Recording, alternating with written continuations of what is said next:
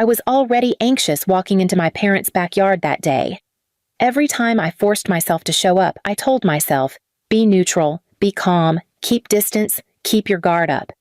I was 29, a grown woman, a single mom, a mother of an 8-year-old little girl named Haley. My whole goal was to protect her from everything I lived through.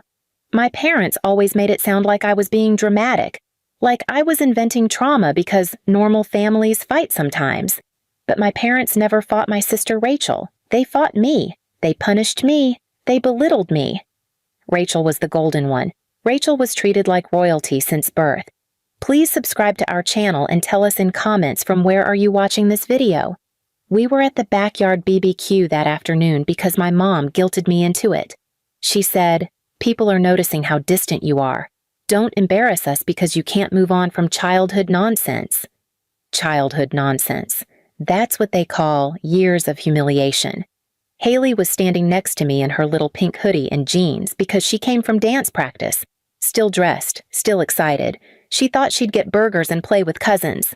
Rachel walked outside in her designer romper like she was on some reality TV show. She scanned Haley up and down like she was a defective clearance sale item. "Wow," Rachel smirked. "Still doesn't dress her like a girl that matters." Haley lowered her head. My jaw clenched. "Not today," I whispered in my head. "No fights, no explosions, no traps." Rachel stepped closer and whispered, "You seriously think that kid's going to become anything special? You're raising a downgrade of yourself." I didn't respond. My mother laughed, with her, like that was the funniest observation ever given in the history of mankind. "That's what happens when you don't pick the right men," Mom said. "Trash breeds trash." Haley reached for my hand. I squeezed back. My dad walked behind me and said, "You look miserable, Danny. Maybe if you tried being more feminine growing up, you wouldn't have ended up a single mother." This was their sport. Psychological hunting. I told Haley, "Go sit by the edge and watch the water. I'll fix you a plate." I turned away for 5 seconds. 5 seconds. When I turned back, Rachel was behind Haley and shoved her straight into the deep end of the pool, fully clothed, jeans, hoodie, socks, everything. My scream didn't even sound like a scream. It was primal. I ran toward the pool. I didn't even think. Haley was sinking. Her hair spread like black ink underwater. She wasn't coming up fast. She was 8. She panicked. I tried to jump in, but my dad grabbed me by the neck from behind and pinned me backward. "Stop!" Dad yelled into my ear. "She needs to learn. If she can't survive water, she doesn't deserve life." I clawed at his arm with everything I had. My body was shaking with pure terror. I was screaming Haley's name like my lungs were ripping apart. Rachel stood there, laughing. My mother stood right next to her, holding her drink, not moving. My daughter was underwater. My dad had his arm crushing my throat. The edges of my vision were blurring because rage, plus panic, plus fear were all happening at once. I kicked backward into my dad's legs so hard he lost balance for half a second. I tore myself out of his grip and threw myself into the pool. Haley's eyes were open, wide, panicked, searching for me. She was still conscious, but barely. I wrapped my arm around her chest and kicked us both up. When I got her out of the water and held her, shaking, coughing, choking, trying to breathe, I looked back at them. My sister smirked like she did something iconic. My dad fixed his shirt like nothing happened. My mother rolled her eyes and said, "Drama queen, over one dip." I held Haley tighter. That was the exact moment something shifted inside me. Something hard, something final. This wasn't a family anymore. This was a threat. And right there, dripping water, holding my daughter, shivering, shaking, coughing, I made a decision. Their world was going to break next, not mine. Because this time, I wasn't surviving them. I was going to end their access to us, and they wouldn't see it coming. I called 911 before I could think twice. My hands were still shaking, and Haley was coughing under her breath, foam at the corner of her mouth, hair plastered to her face. The operator stayed calm and told me to keep her warm and lay her on her side. Paramedics arrived in minutes that felt like an hour. They were gentle, professional, and immediately took over with that quiet competence that made the panic in my chest shrink just enough to breathe. They cut away Haley's soaked clothes, wrapped her in blankets, checked her lungs and heart, and told me to come with them to the ER for observation. I sat in the ambulance with her head on my lap and watched her eyelids flutter like a bird just trying to steady itself. At the hospital, they ran tests and monitored her oxygen levels. The nurse who held her hand while I filled out forms had a look I recognized, the look of someone who'd seen horror disguised as family fun before. The ER doctor asked the exact kind of questions that made the lies my parents had always told about me impossible to keep quiet. Who was with her? Who pushed her? Who restrained you when you tried to help?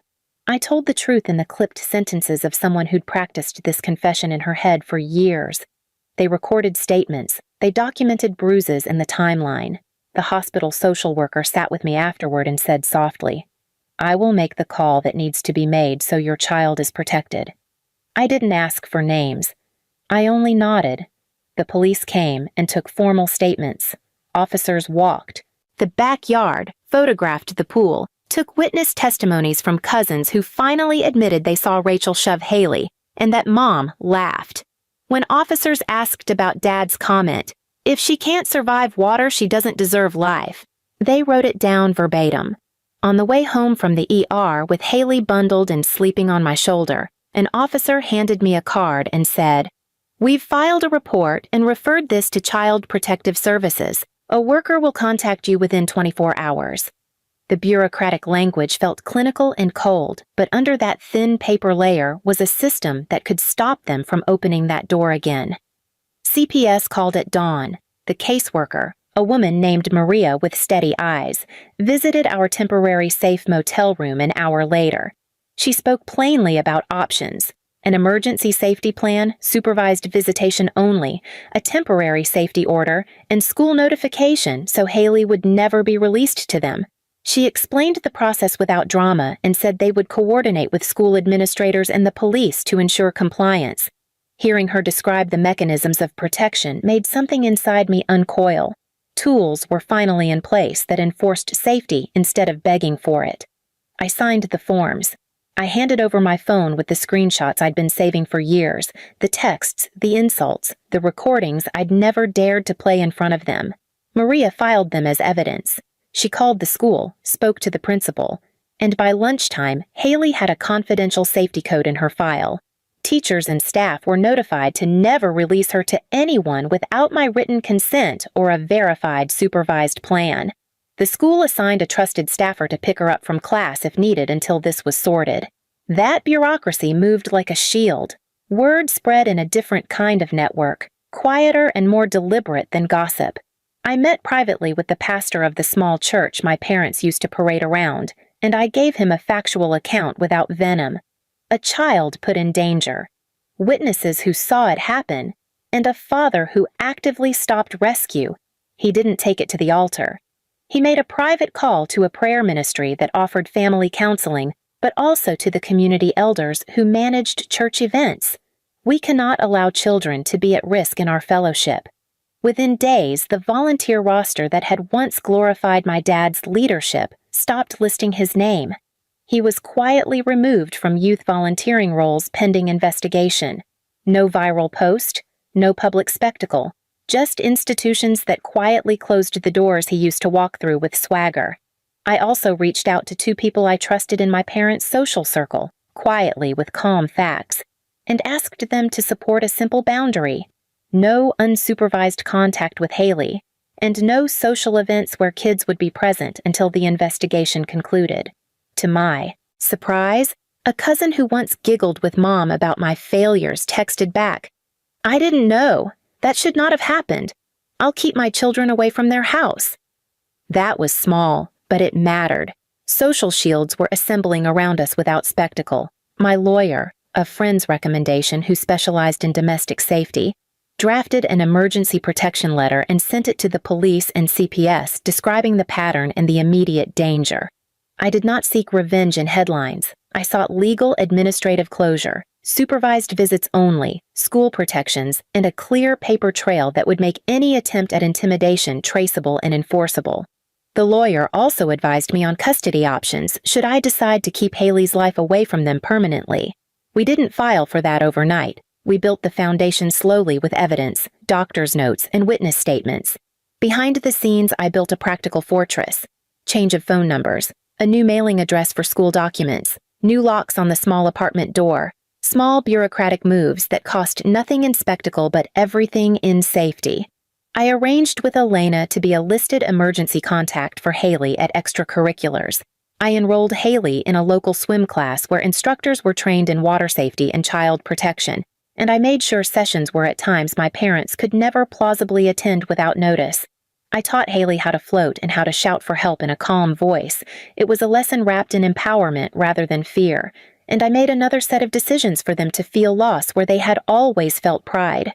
My dad had been the one who bragged about hosting barbecues, about the backyard pool parties where his friends brought their expensive trucks and poured wine.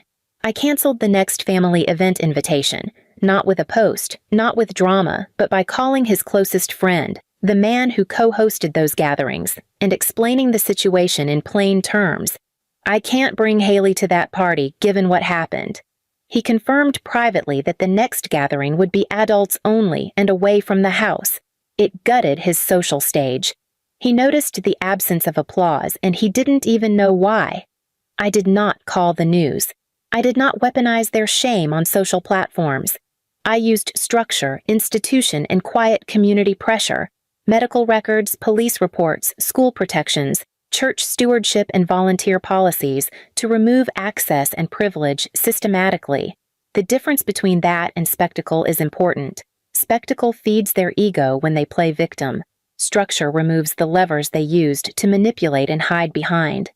At night, I would rock Haley in the small bed and tell her stories of brave dinosaurs who learned to swim, not to remind her of what happened, but to teach her she could be more than fear. She began sleeping longer stretches. She started to eat more at breakfast. She picked up crayons again. Watching her small, steady recovery while the people who caused it were slowly cut out of their roles felt like a new kind of revenge, one that left them smaller, not by shame posts, but by the slow evaporation of the privileges that allowed cruelty to be masked as normal life. A week later, I returned to my parents' house for one reason only, to collect the rest of Haley's belongings. No emotion, no shaking voice, no begging. I walked in with Maria from CPS and a police officer, not alone, not vulnerable. My dad looked confused, like he still believed somehow the world would reset and I'd just get over it. Mom tried to start ranting immediately. "Oh, please, Danny, you're dragging this out. You love drama more than air." The officer cut her off. "We're here to retrieve the child's personal items. This is not a negotiation." Rachel tried to walk toward Haley's room, like she still owned every part of my life, and Maria stopped her with just one finger raised. "You are not permitted to be involved in this process. Return to the living room." Rachel actually froze for once. I went upstairs and packed Haley's favorite dolls, her sketchbook, her pajamas, her little hair ties, her backpack, everything. When I came downstairs, my parents were standing there like kids who finally realized no adult was coming to protect them this time. I looked at my dad directly in the face, for the first time in my life, without fear. "You will never have access to my child again. Not supervised, not public, not holidays, not at school, not ever." He laughed a pathetic half-laugh, but it died halfway out.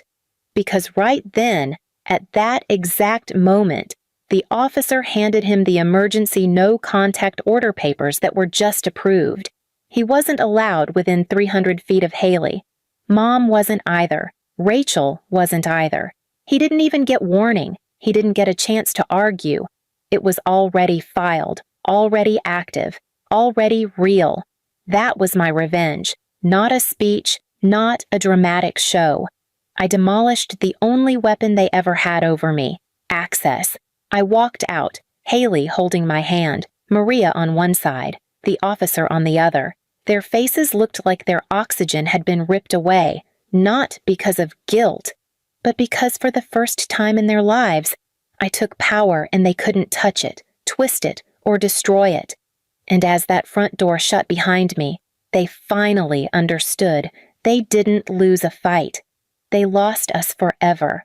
Please subscribe to our channel and tell us in comments from where are you watching this video.